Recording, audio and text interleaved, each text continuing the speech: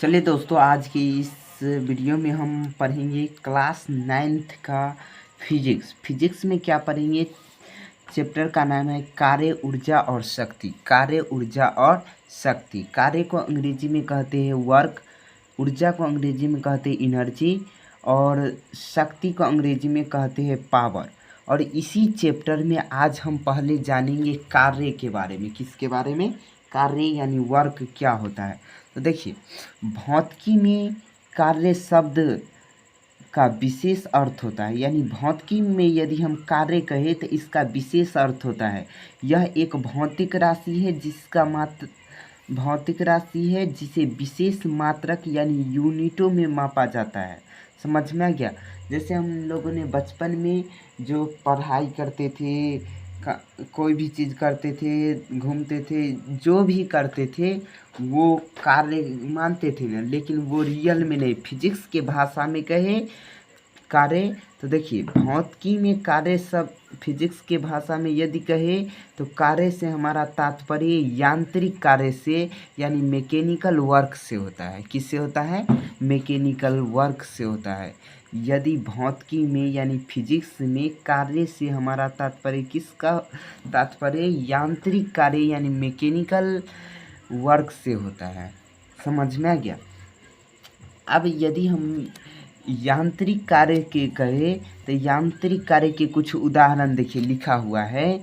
यदि कोई व्यक्ति एक पत्थर को अपने हाथों से उठाता है तो हाथों की मांसपेशियों द्वारा कार्य संपन्न होता है। यदि कोई व्यक्ति मान लीजिए ये पत्थर है, इसको अपने हाथों द्वारा उठाता है तो क्या होता है? हाथ के मांसपेशियों द्वारा कार्य संपन्न हुआ। समझ में आ गया? यही क्या हुआ? यांत्रिक कार्य, यानी एक स्थान से दूसरे स्थान पर ये वस्तु क्या हुआ? विस्थापित हुआ।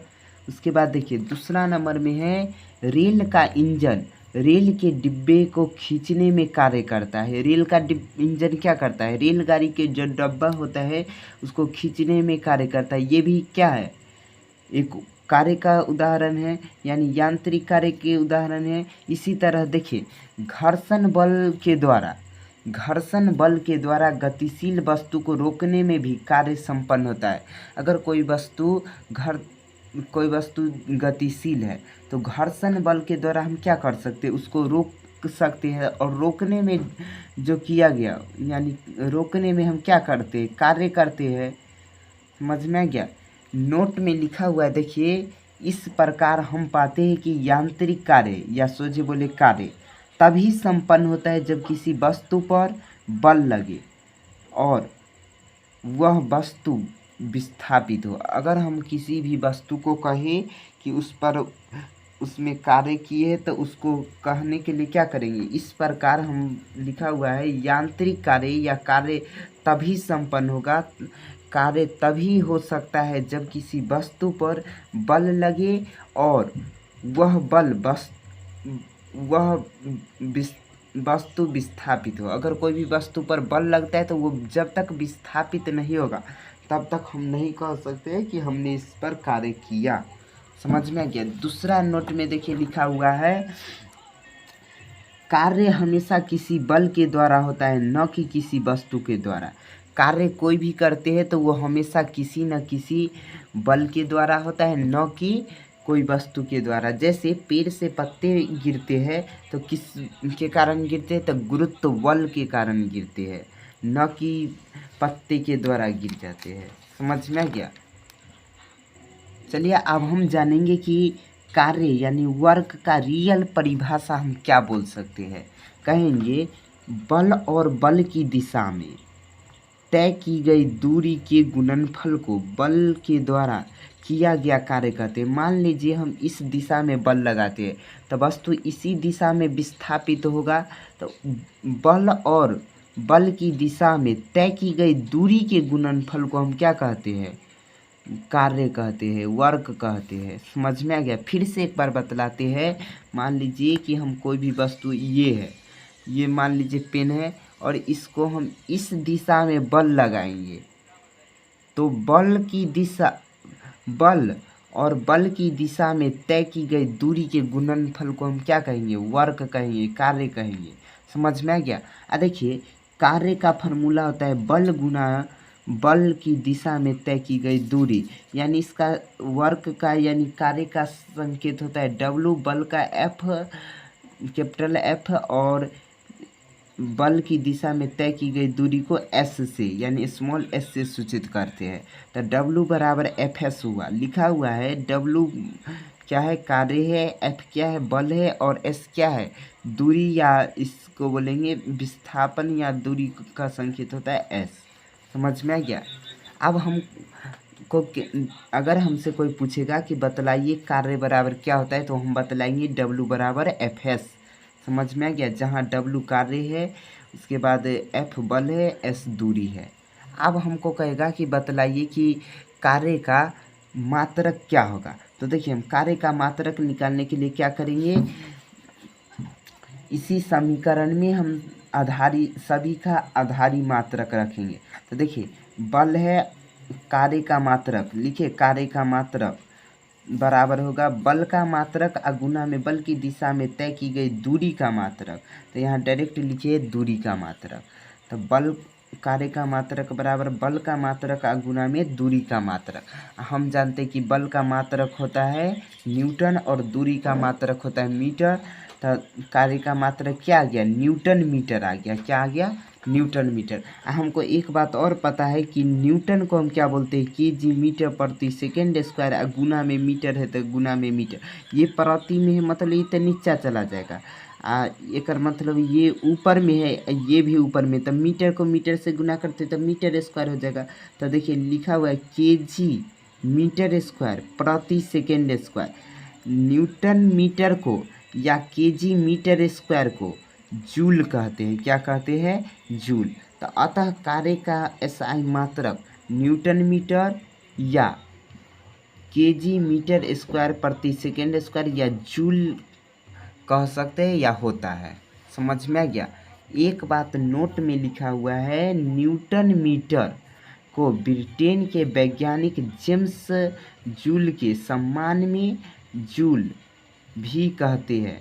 यानी हम केजी मीटर प्रति सेकेंड को केजी मीटर स्क्वायर प्रति सेकेंड स्क्वायर, या कहेंगे न्यूटन मीटर को हम क्या करते हैं, एक वैज्ञानिक है जिसका नाम है जेम्स जूल, उसके सम्मान में हम इसे जूल भी कहते हैं। समझ में आ गया। जूल का संकेत होता है कैपिटल G। क्या होता है, कैपिटल G। अतः एक जूल बराबर होता है एक न्यूटन मीटर। एक जूल बराबर क्या होता है, एक न्यूटन मीटर। समझ में आ गया। अर्थात बोलेंगे,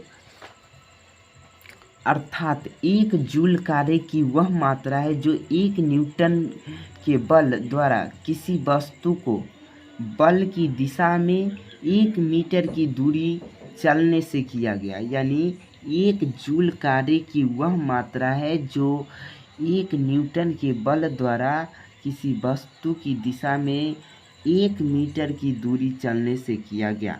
अब हम क्या करेंगे कि कार्य का बीमा निकालेंगे। तो हम क्या करते हैं, पहले SI मात्रक लिख लेंगे और SI मात्रक लिखने के बाद हम क्या करते हैं, बीमा आराम से निकाल लेंगे। तो देखिए, कार्य बराबर यानी W बराबर होता है Fs। W बराबर क्या होता है, Fs होता है। अब बल का मात्रक न्यूटन, दूरी का मात्रक क्या होता है, मीटर होता है। न्यूटन को हम लिख सकते हैं केजी मीटर प्रति सेकेंड स्क्वायर। पहले से मीटर है तो मीटर। अब मीटर को मीटर से गुना किए तो मीटर स्क्वायर, प्रति सेकेंड स्क्वायर है तो ये तो बटा में चला जाएगा। तो केजी मीटर स्क्वायर प्रति सेकेंड स्क्वायर आ गया हमको ऐसा मात्रक। अब देखिए, केजी किसका मात्रक है, द्रव्यमान का मात्रक है। हमको पता है द्रव्यमान का बीमा कैपिटल M होता है। द्रव्यमान का बीमा क्या होता है, कैपिटल M होता है। और L यानी मीटर स्क्वायर है, तो मीटर का बीमा क्या होता है, नहीं, मीटर किसका ऐसा मात्रक है, लंबाई का मात्रक है ना। और लंबाई का मात्रक L होता है। क्या होता है, L होता है। पावर 2 है तो क्या देंगे, पावर 2 दे देंगे।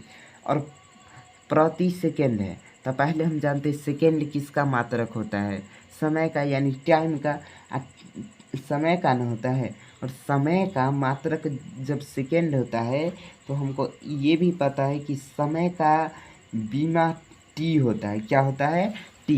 ये प्रति में है, लिखे टी या इसका पावर 2 है तो 2 लिखे, लेकिन ये नीचे में है ना प्रति में, तो इसको ऊपर ले जाएंगे तो ऊपर में क्या हो जाएगा, माइनस लग जाएगा, तो ml² t इनवर्स 2 बोलेंगे। समझ में आ गया। अतः कार्य का बीमा ml² t इनवर्स 2 होता है। अब एक बात और जान लीजिए कि कार्य एक अदिश राशि है। क्या है, कार्य एक अदिश राशि है। समझ में आ गया। अब देखिए हम जानेंगे कि कार्य कब धनात्मक, कब ऋणात्मक और कब शून्य हो सकता है। तो देखिए धनात्मक कार्य कब कह सकते हैं, पॉजिटिव वर्क कब कह सकते हैं, तो जब विस्थापन बल की दिशा में होता है तब कार्य, यहाँ पर 2 बार कार्य लिखा हुआ है, तब कार्य का 2 बार लिखा गया, यहाँ पर सिर्फ का होगा, कार्य का परिमाण धनात्मक होगा। जब विस्थापन बल की दिशा में होता है तब कार्य का परिमाण धनात्मक होता है। समझ में आ गया। मान लीजिए कि हम इसी दिशा में वस्तु को क्या करते हैं, बल लगाते हैं, और इसी दिशा में विस्थापित होगा तो इसको हम क्या कहेंगे, धनात्मक कार्य कहेंगे, यानी पॉजिटिव वर्क कहेंगे। जैसे में मान लीजिए कि हम ये पेन है, इसको हम क्या करेंगे, ऊपर से गिराएंगे तो ये फिक्स है कि नीचे ही गिरेगा, तो हम नीचे की ओर न बल लगाते हैं तो हम कहेंगे कि धनात्मक कार्य की। देखिए गिराते हैं, गिर गया ना नीचे की तरफ, तो हम कहेंगे कि धनात्मक कार्य हुआ। लेकिन ऋणात्मक कार्य किसको कहेंगे, निगेटिव वर्क। तो देखिए निगेटिव वर्क उसको कहेंगे जब विस्थापन बल की दिशा के विपरीत दिशा में होता है तब कहेंगे कार्य ऋणात्मक हुआ। और वहाँ पर कहेंगे W बराबर -Fs। मान लीजिए कि ये पेन है, इसको हम ऊपर की ओर फेंके, क्या किए, ऊपर की ओर फेंकते हैं और ये फिर वापस विपरीत दिशा में आ जाता है, तो हम इसको क्या कहेंगे, ऋणात्मक कार्य करेंगे। इसलिए कहेंगे कि इस दिशा में बल लगाए और ये फिर वापस आ गया, तो ये क्या, मान लीजिए हम इस दिशा में बल लगाते हैं, फिर देखिए वापस आ जाता है, तो ये क्या कहलाएगा, ऋणात्मक कार्य कहलाएगा। समझ में आ गया। अब कहेंगे कि कार्य करते तो वो शून्य कब होगा। तो देखिए शून्य बतलाने के लिए हम बतला रहे हैं, शून्य यानी 0 वर्क कब हो सकता है, जब किसी वस्तु का विस्थापन बल की दिशा के अभिलंब होता है। मान लीजिए कि कोई भी वस्तु को हम अपने मूड़ी पर लेकर के कहीं से घूम घाम करके आ गया, फिर वो मूड़ी पर ही है, तो वो वस्तु क्या है, मेरे सिर के ऊपर है, अभिलंबवत है। तो लिखा हुआ है जब किसी वस्तु का विस्थापन बल की दिशा के अभिलंब होता है तब विस्थापन और बल की दिशा के बीच 90 डिग्री का कोण बनता है। ऐसी स्थिति में बल द्वारा किया गया वर्क क्या हो जाएगा, शून्य हो जाएगा। समझ में आ गया। चलिए आज के लिए इतना ही रहने देते हैं, अगले क्लास में आएंगे तो इससे आगे यानी एनर्जी यानी ऊर्जा के बारे में पढ़ेंगे। इसमें थोड़ा सा कार्य में बचा हुआ है तो थोड़ा बहुत पढ़ेंगे और उसके बाद डायरेक्ट हम एनर्जी पर मूव कर जाएंगे यानी ऊर्जा पर। चलिए आज के लिए बस इतना ही। जय हिंद।